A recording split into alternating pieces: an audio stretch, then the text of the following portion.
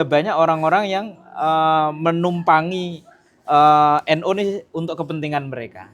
Kiai-kiai dulu tuh sebenarnya sudah ada firasat bahwa suatu saat NU itu akan menjadi organisasi yang ditunggangi oleh orang-orang yang memang tujuannya itu bukan membesarkan NU. Politisi yang dia berusaha untuk dapat SK menjadi pengurus NU, tapi tujuannya sebenarnya bukan membesarkan NU, tapi untuk kepentingan dunia mereka. Nah, orang-orang yang masih misalkan jadi pejabat itu ya jangan menjadi ketum PBNU misalkan. Nanti terjadi istilahnya apa? Subordinasi. Assalamualaikum.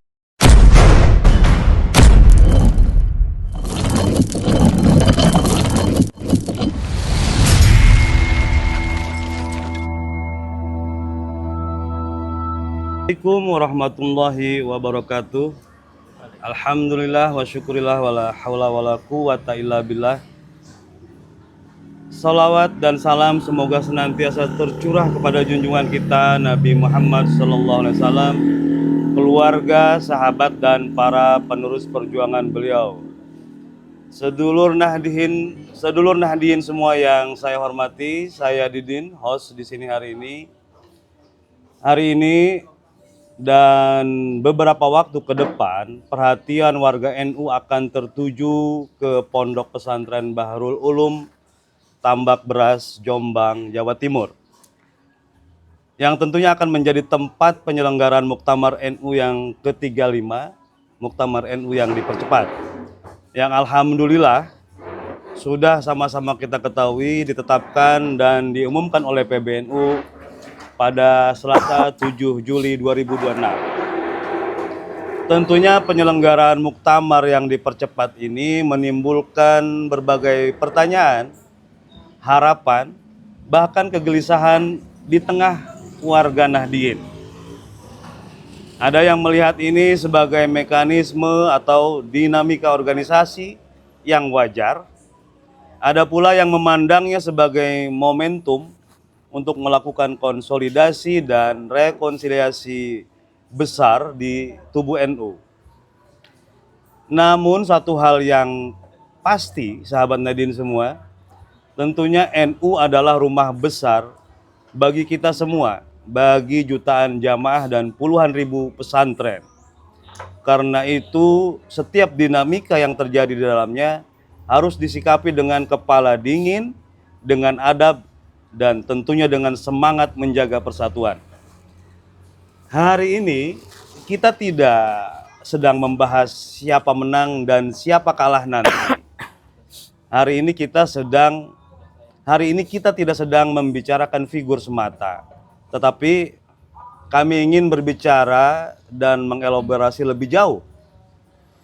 NU sedang menuju kemana? Figur seperti apa yang dibutuhkan NU di masa transisi ini?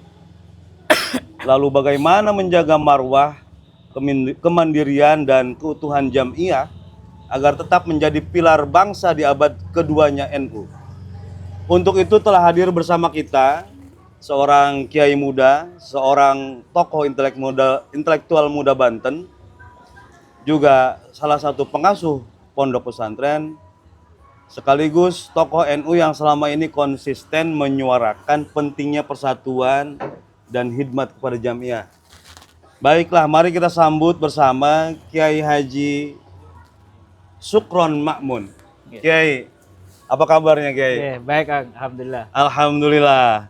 Tadi opening saya panjang Kiai. Iya, nah, sekarang langsung saja Kiai. Iya. Oke Kiai. Pertama-tama, bagaimana kita sebaiknya memandang Muktamar NU yang dipercepat ini Kiai? Apakah ini pertanda NU sedang mengalami krisis organisasi? Monggo Kiai.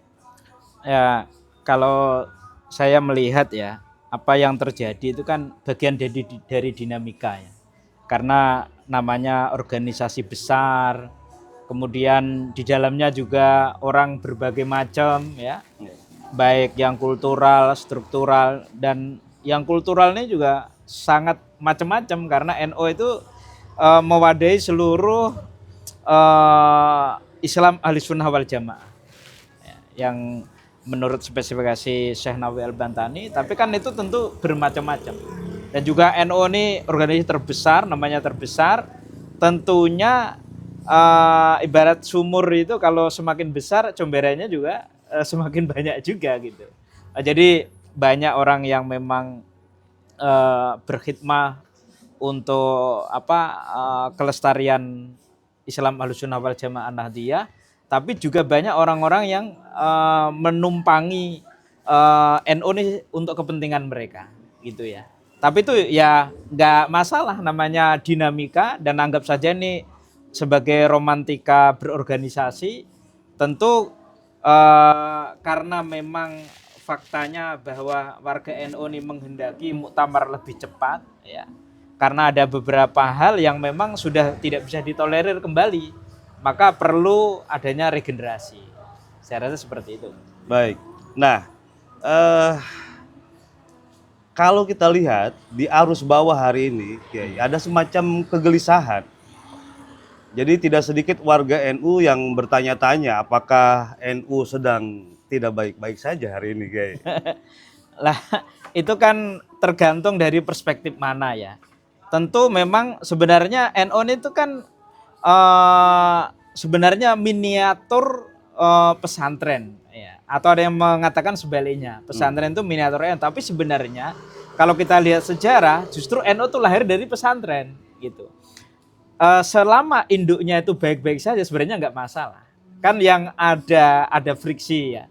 Kalau boleh dikatakan friksi dalam tanda kutip, itu kan hanya di kalangan struktural, kalangan elitnya. NU struktural yang di bawahnya sebenarnya kan nggak masalah, apalagi kultural nggak masalah. Jadi selama pesantren itu dunia pesantren ini tetap baik saja, saya rasa itu nggak masalah. Dan ini lebih kepada bentuk kecintaan warga NU, iya. ya. Ya justru kalau cinta itu kan perlu ada gelisah. Gelisah. Ya, orang cinta itu kan perlu ada cemburu, perlu ada ini ya.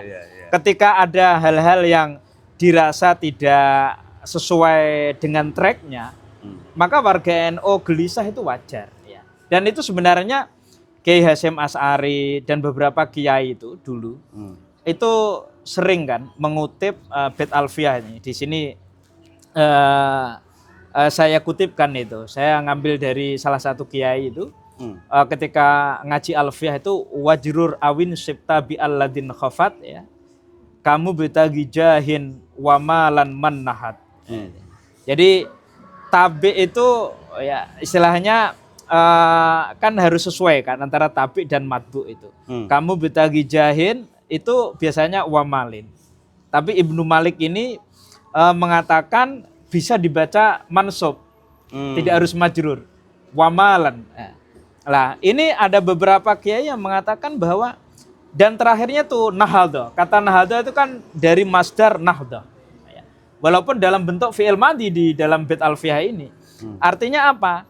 Jadi kiai-kiai dulu tuh sebenarnya sudah ada firasat bahwa suatu saat NU itu akan menjadi organisasi yang ditunggangi oleh orang-orang yang memang tujuannya itu bukan membesarkan NU, tapi mencari mubtaghi malin, mubtaghi jahin. Jadi mencari kedudukan. Kemudian wamalin, wamalin mencari kedudukan dan juga harta. Maka harta sendiri itu kan denotasinya itu baik, khair kan dalam Al-Quran itu. Tapi satu sisi kata hal-hal yang kaitan dengan dunia itu negatif semua dalam bahasa Arab itu. Maka dunia sendiri artinya itu negatif, yang rendah, dani, ya kan. Kemudian mal artinya apa? Bengkok, condong, bengkok. Karena orang biasanya harta itu bisa menjadi orang itu jadi belok. Artinya di situ ada faktor-faktor yang sudah disampaikan oleh para muassis, yang bisa ya kegelisahan para muassis ketika membaca Alfiyah Ibnu Malik itu. Artinya apa? Nahadha itu kan fi'il madhi. Tapi dari kata nahadha, jadi ada korelasi di situ. Kemudian misalkan pasti akan ada gitu. Akan terjadi. Sekarang terjadi. Dan sekarang terjadi. Iya kan? Ya. Banyak politisi yang dia berusaha untuk dapat SK menjadi pengurus NU. Tapi tujuannya sebenarnya bukan membesarkan NU, tapi untuk kepentingan dunia mereka. Nah, kata dunia, mal itu artinya negatif bisa. artinya bengkok.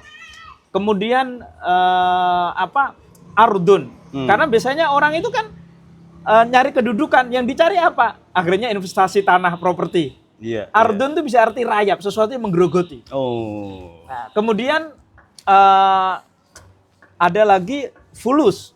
Ya, orang punya jabatan ini kan yang dicari duit. Iya. Fulus itu satu akar kata dengan iflas, artinya bangkrut. Entah bangkrut itu dunia atau akhirat. Banyak juga orang yang memanfaatkan NU, di akhirnya malah dia akhirnya jadi iflas, jadi bangkrut. Karena apa? Ya dia tidak semestinya. Akhirnya kualat sama para muassis itu. Baik, Kiai. Menarik ini. Nah, artinya ini kita harus kembali kepada satu fokus. Kita bicara figur kalau begitu, Kiai. Nah, kalau menurut Kiai ini figur ideal yang sebenarnya dibutuhkan atau cocok lah untuk memimpin NU itu seperti apa, Kiai? Nah, kalau menurut hemat saya, yang pertama, kita kan sebenarnya sudah, ya Gus Dur itu dulu sering mengatakan, la tashab man la yunhiduka haluhu wala yadulluka 'alallahi maqaluhu.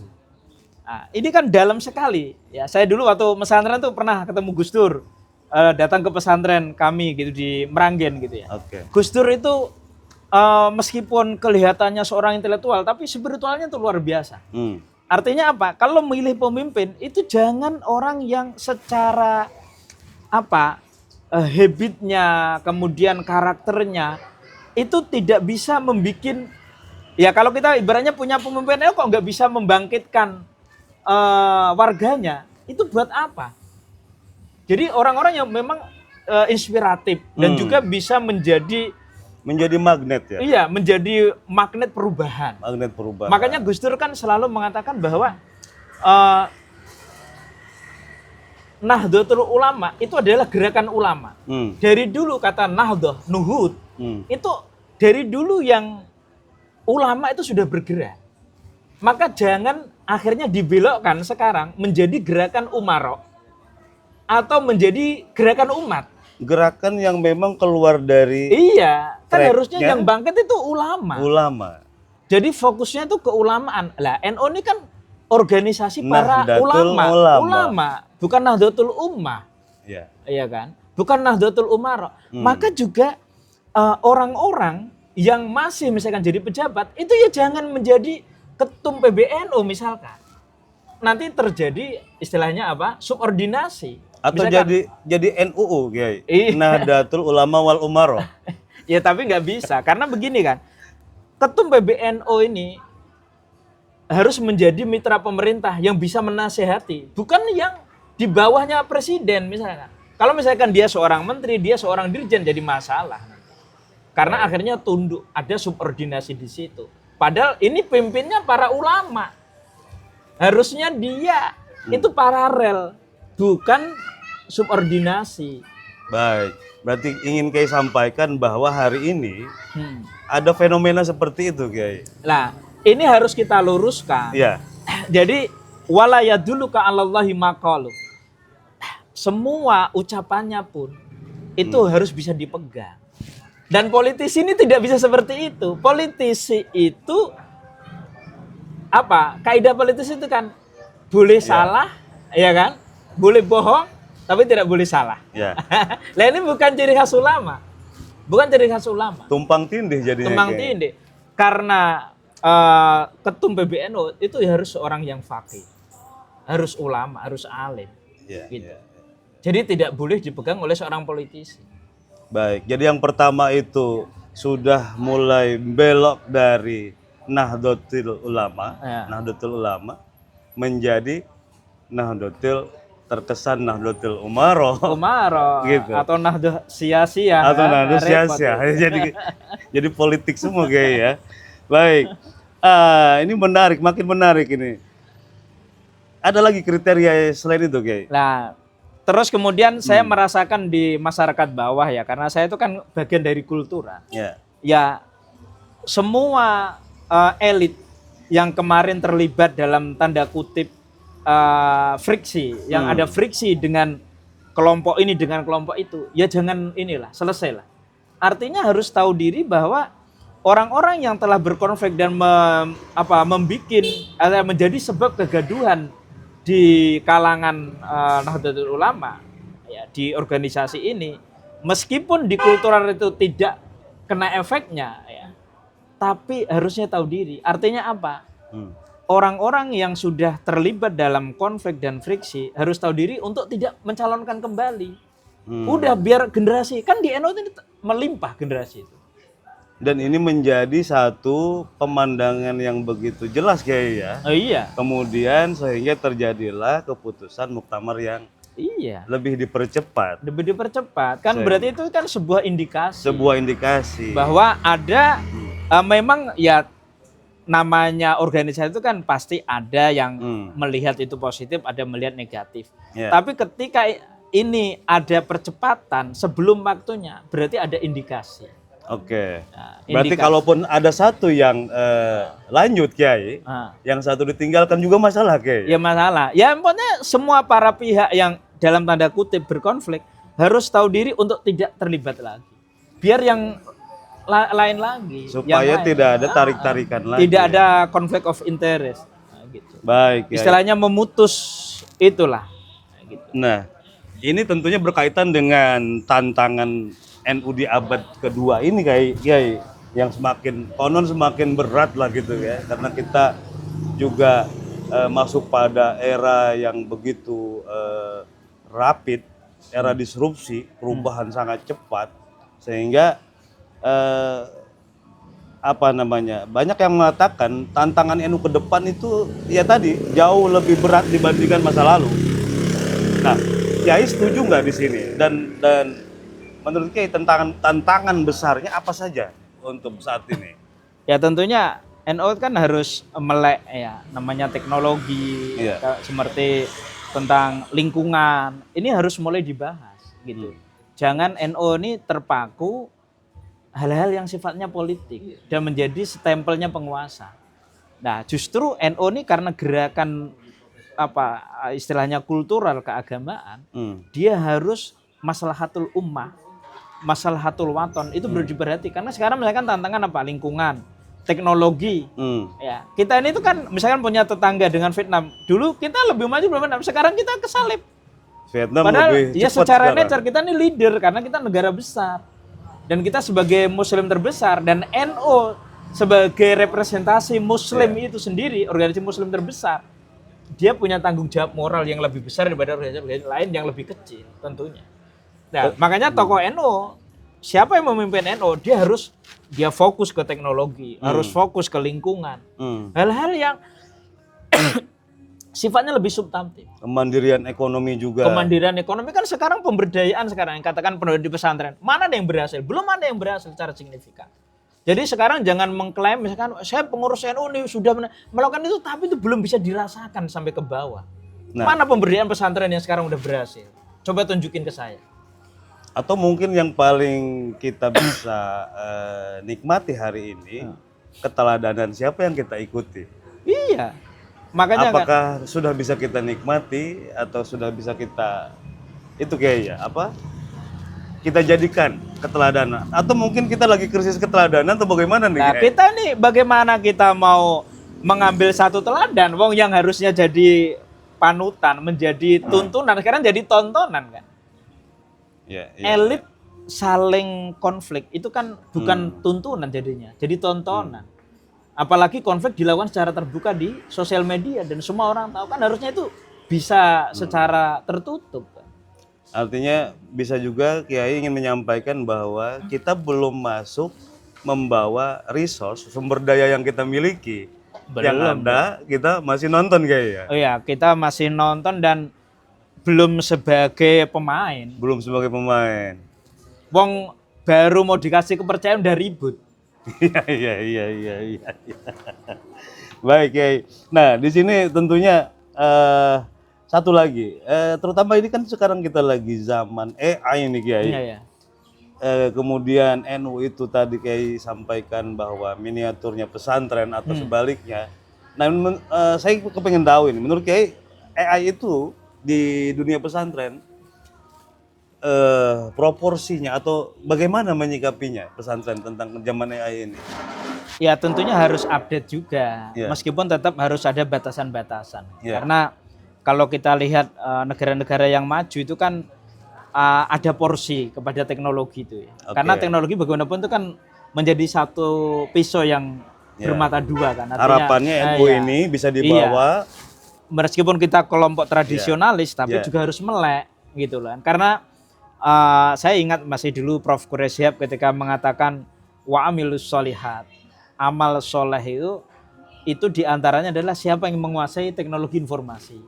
Lah AI itu kan bagian dari Yeah. teknologi informasi. Jadi Yeah. dunia itu sekarang bukan dikuasai siapa yang paling punya sumber daya alam, Ya. siapa yang paling punya sumber daya manusia, tapi Yeah. sekarang yang menguasai teknologi informasi. Teknologi informasi yang terus diperbarui. Ya ini, terus guys. diperbarui, tapi juga harus ada batasnya. Iya, iya, Lah, iya. makanya kan pemimpin NU itu ke depan harus orang yang bijaksana.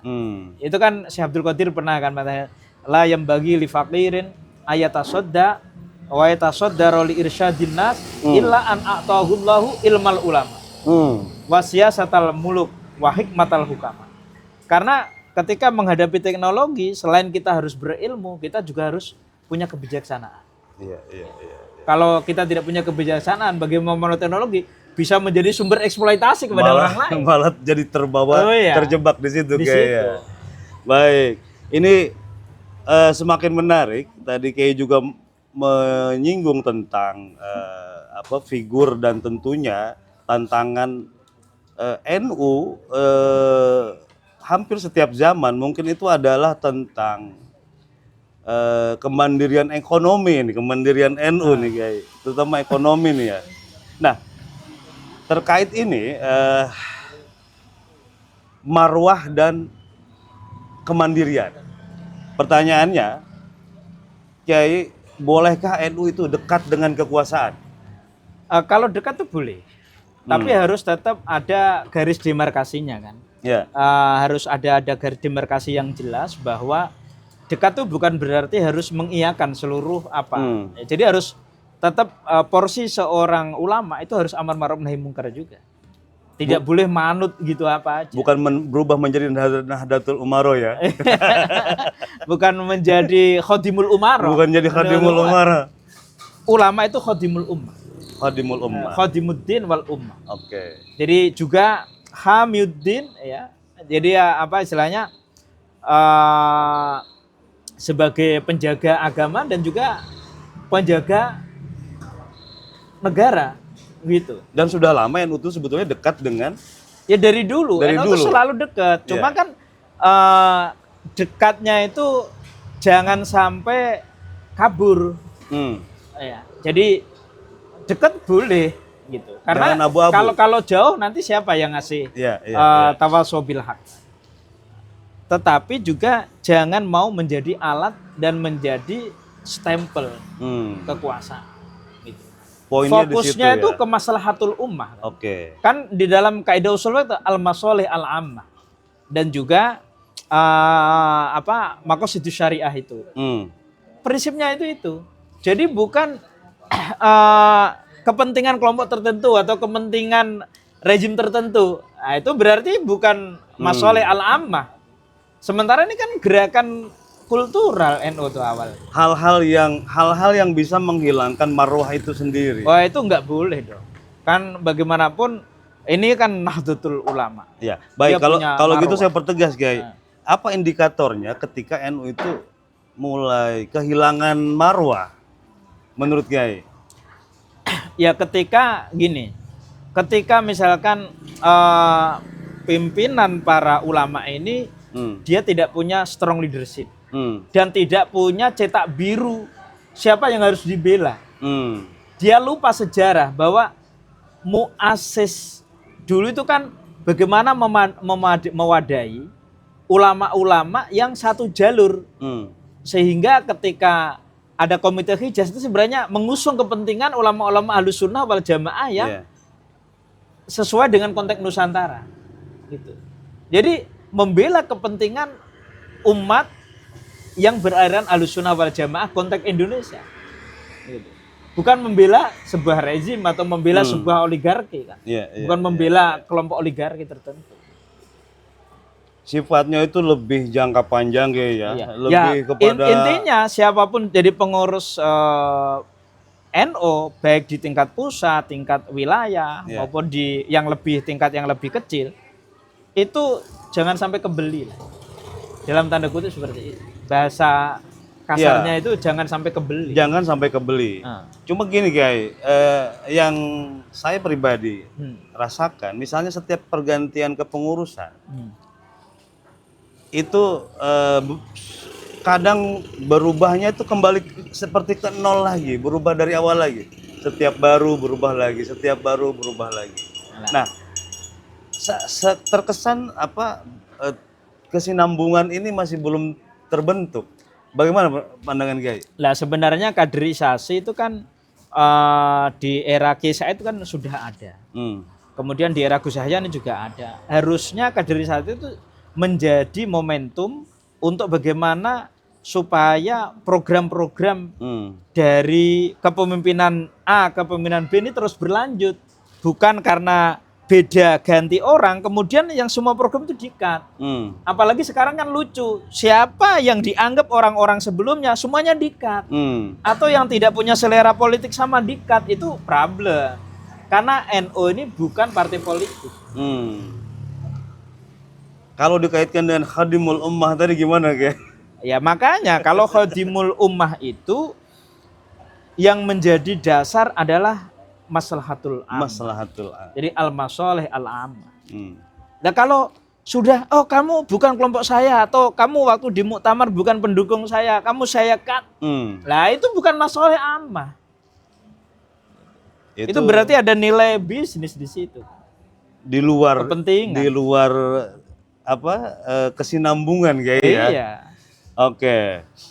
Nah, ini makin serius sahabat Nadine, tapi kita tetap santai karena ciri khas NU sebetulnya kita tetap harus teduh, kepala dingin, namun juga tetap tidak meninggalkan nalar kritis kita sebagai warga Nahdien yang diberikan ilmu dan pengetahuan juga oleh para kiai tentunya. Selanjutnya Kiai, ini terkait dengan Muktamar 35 di Tambak Beras. Menurut Kiai, apa harapan Kiai dengan Muktamar 35 Tambak Beras ini?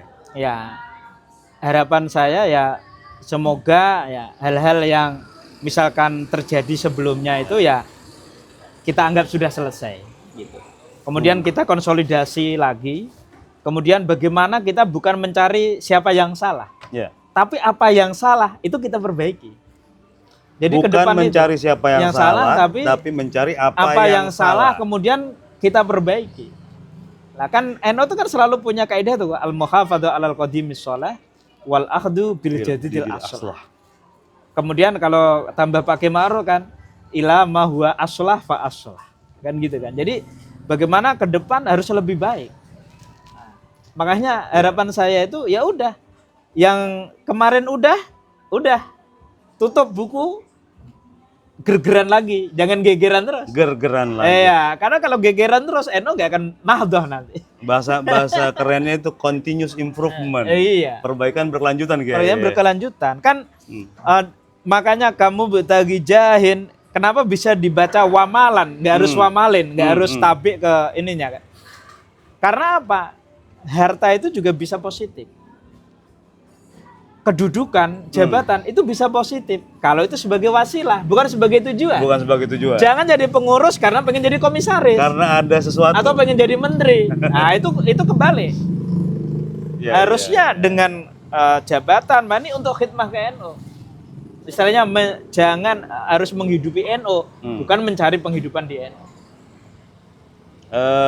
Bagi Kiai Tambak Beras secara filosofis ada sesuatu nggak untuk Tambak Beras Kiai? Ya saya rasa bagus ya, karena kita kembali kepada bahwa Jombang itu kan di mana dulu para muassis itu berada di situ kan. Artinya di situ ada Kiai Hasyim Asy'ari, ada Kiai Wasbuwa, Kiai Bisri Samsuri. Kan itu di Jombang ya. Nah, misalkan Jombang itu kan ya satu kabupaten, di situ Ya, ada tambak ini kan, beras, ada yang lain. belum gitu. semua juga tahu Kiai tentang tambak beras. Ya Mungkin makanya gitu. saya melihat ini ketika kita ke tambak beras bahwa anggap aja bahwa kita ini perlu kembali menghadap para muassis. Yang mereka itu kan di alam baria sana itu sebenarnya melihat juga kan, artinya loh ini NU yang saya dirikan kok jadi seperti ini, istilahnya masih on the track atau tidak. Nah ini supaya kita ini kembali, supaya kita melihat sejarah, kita supaya ingat bahwa didirikannya NU itu untuk kepentingan Ahlussunnah wal Jamaah, bukan untuk kepentingan yang lain. Bukan gergeran. Oke. Kemudian tadi kembali kepada pesan atau harapan Kiai bahwa sudahlah yang sudah terjadi. Tentunya kegelisahan tadi harusnya bisa kita rasakan ketika memang yang bikin gelisah. Ini harusnya kan ya mohon dengan hormat gitu ya. Iya, ya maksudnya tanpa mengurangi rasa hormat dan tanpa melupakan jasa-jasa mereka ya. Jasa-jasa beliau ini luar biasa ketika jadi pengurus NU itu kan juga banyak pengorbanan ya. Perjalanannya panjang cuma juga. ternyata di tengah jalan itu tidak berjalan mulus, ya artinya harus legowo untuk tidak kembali untuk pengen menakodai NU gitu. Selain kepada yang lain gitu. Toh khidmah di NU itu kan tidak harus menjadi pengurus gitu. Saya tanpa jadi pengurus NU kan tetap bisa berkontribusi tetap di NU. bisa Karena inti NU itu kan ngaji itu. Ketika kenapa sesuatu itu direbutkan itu pasti dunia. Karena dunia itu kan sempit kan. Kalau akhirat itu kan pasti nggak ada rebutan. Kalau tujuannya dunia pasti rebutan. Pasti sempit, terbatas, periodik. Kalau udah ada rebutan itu berarti ada something, berarti sudah duniawi. Coba kalau dikejar akhirat pasti nggak rebutan.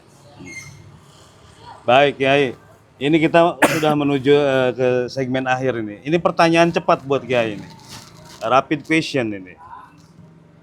Jadi jawabannya pendek-pendek aja Kiai.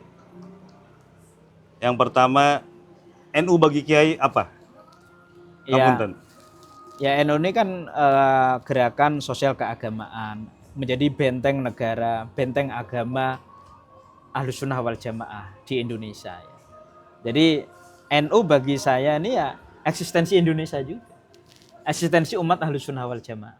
Oke. Ya, karena kan istilahnya rumah besar Ahlussunnah wal Jamaah. Dan kalau kita bicara sesuai dalam kaidah usul fiqh itu kan, ijma itu sesuatu yang mayoritas gitu. Dan mayoritas terbesar di Indonesia itu NU. Jadi kalau pengen merusak Indonesia sebenarnya rusak NU. Makanya kita juga jangan terpancing juga. Maka anggap aja gegeran-gegeran kemarin itu ya kita selesai, kita gegeran lagi dan bahwa kita ini jangan terpancing. Kemudian kita mengikuti arus karena memang ada pihak-pihak juga yang sebenarnya pengen merongrong eksistensi NU itu. Karena merongrong NU, hancurnya NU itu bisa hancurnya Indonesia juga. Selanjutnya Kiai, jabatan dan kekuasaan apa menurut Kiai? Jabatan kekuasaan itu hanya wasilah. Artinya kalau sebagai ulama itu jangan sebagai tujuan. Jadi wamalan itu hanya sebagai wasilah aja. Tapi juga nggak boleh ya. Istilahnya kalaupun ada yang awalnya tujuan, itu ketika jadi harus berubah lagi. Dan nggak boleh al-ghoyah tubarir al-wasilah. Kayak Machiavelli itu, nggak boleh itu. Ulama harus beda dengan politisi gitu. Lanjut Kiai, biar sahabat Nahdien khususnya yang di kultural ini paham juga, khidmat Kiai, apa khidmat itu? Ya khidmah, semua orang ini harus berkhidmah ya. Kayak dulu para sahabat, kenapa? Sahabat itu dulu Islam di awal-awal itu kan kekurangan juga, kekurangan materi, tapi kenapa Islam bisa jaya, bisa menang gitu ya? Ya karena ikhlas itu, khidmah. Di Turki itu ada istilah hizmet, itu yang diajarkan oleh Said Nursi misalnya. Kenapa para sahabat kemudian di konteks Turki seperti itu, kemudian di konteks Indonesia, kayak dulu itu kan di NU itu urunan gitu, bukan bagaimana saya mendapat, tapi bagaimana saya menghidupkan. Itu khidmah. Bukan perhitungan untung rugi. Bukan perhitungan untung rugi. Kalau itu transaksional itu pedagang. Bukan khidmat. Iya. Makanya dulunya Nahdlatul Tujar diganti Nahdlatul Ulama. Iya. Karena kalau pedagang itu untung rugi. Nanti bergeraknya. Iya dong. Iya. Oke. Kiai panjenengan kan saat ini sebagai NU kultural. Nah, Pertanyaan saya, apakah saat ini di NU kultural, NU sekarang struktural dirasakan oleh panjenengan, Kiai? ya kalaupun ada rasanya tapi belum tampak signifikan. Artinya baik di pusat, di wilayah itu banyak warga Nahdien itu yang belum merasakan kehadiran NU. Apalagi di kota-kota besar kayak misalkan di BSD itu. Banyak teman-teman saya di sana tuh di mana sih kehadiran NU di masjid-masjid kalau dulu tuh kan gerakan kiai itu sampai ke bawah kan. Makanya kiai itu bagian infrastruktur sosial. Bagian dari infrastruktur sosial. Dulu tuh pengurus itu datang ke bawah. Kalau sekarang kan hanya konsolidasi, mana yang menguntungkan? Dekatnya malah kepada pejabat, bukan dekat kepada umat. Berarti naik, Kiai, bukan turun. Nah, ini kan harusnya dari top down. Gitu. Harusnya karena NU ini gerakan kultural awalnya dan keumatan harusnya turun ke bawah. Bukan mepet terus ke pejabat, yang ini yang dilupakan. Balancing ya. Iya, harusnya balance. Balance ya. Oke, Kiai, ini menjelang terakhir ini. Satu pertanyaan terakhir. Apa satu kalimat untuk sahabat Nahdien semua menjelang muktamar? Ya Tambak Beras. istilahnya jaga kondusivitas. Kemudian ya tetap bahwa kita harus punya kesadaran yang ekstra bahwa NU ini organisasi besar, harus kita jaga bersama. Jangan kita rusak bersama. Kita harus teduh, tetap Teduh, dingin, harus adem aja. Adem. Kita boleh istilahnya berbeda pendapat, kan sebenarnya di dalam tradisi NU kan selalu nggak ada pendapat tunggal kan. Di fikih aja kan fihi qaulani, alal akal kan gitu kan. Wajhani, aujuh, setiap pendapat tuh pasti multi. Belum pernah saya menemukan di dalam tradisi fikih itu pendapat itu tunggal. Maka yang saya heran juga, kenapa NU sekarang mulai bergeser? Karena yang megang NU di kepengurusan struktural ini banyak orang yang sebenarnya itu bukan dalam tanda kutip tidak bisa dikatakan sebagai ulama. Nahdlatul Ulama, tetapi yang megang ya. Indikasinya apa? Ketika bicara Basul Masail Kitab Kuning itu mereka nggak rame. Tapi kalau kita bicara Pilpres, Pilkada, kemudian ketika bicara muktamar semua fasih. Tapi ketika mengadakan ngaji Kitab Kuning, ngajakan gerakan-gerakan ngaji itu nggak ada yang ini kan. Nah, makanya pengurus itu harus sadar. Iya, nah, sekarang dari sekian pengurus NU ya misalkan di tingkat PW, PC misalkan. Apakah pengurus-pengurus itu punya gerakan ngaji Kitab Kuning atau mereka bisa ngaji Kitab Kuning? Itu penting. Gitu. Oke. Baik, sahabat Nahdien semua, tadi pertanyaan terakhir untuk Kiai, muktamar akan segera dilaksanakan pada bulan depan, bulan Agustus. Tentunya kepengurusan akan berganti, namun NU harus tetap menjadi rumah bersama, kepala tetap dingin, tetap menjaga persatuan dan kesatuan, terutama marwah NU. NU rumah yang menaungi para ulama, pesantren, santri, dan seluruh warga Nahdien. Semoga kita doakan semoga muktamar di Pondok Pesantren Bahrul Ulum Tambak Beras menjadi momentum memperkuat persatuan, menjaga marwah jamiah dan menata masa depan Nahdlatul Ulama di abad keduanya. Insya Allah kedepannya kita akan adakan lagi podcast untuk tema selanjutnya yang menarik. Siapakah figur yang paling kita harapkan untuk memimpin NU ke depan? Saya Didin Syahbudin bersama Kiai Haji Sukron Makmun. Mohon izin undur diri, mohon maaf kalau ada kesalahan, dan seluruh kru pamit undur diri. Wallahul muwaffiq ila aqwamit thoriq. Wassalamualaikum warahmatullahi wabarakatuh. Waalaikumsalam warahmatullahi wabarakatuh. Masih ya?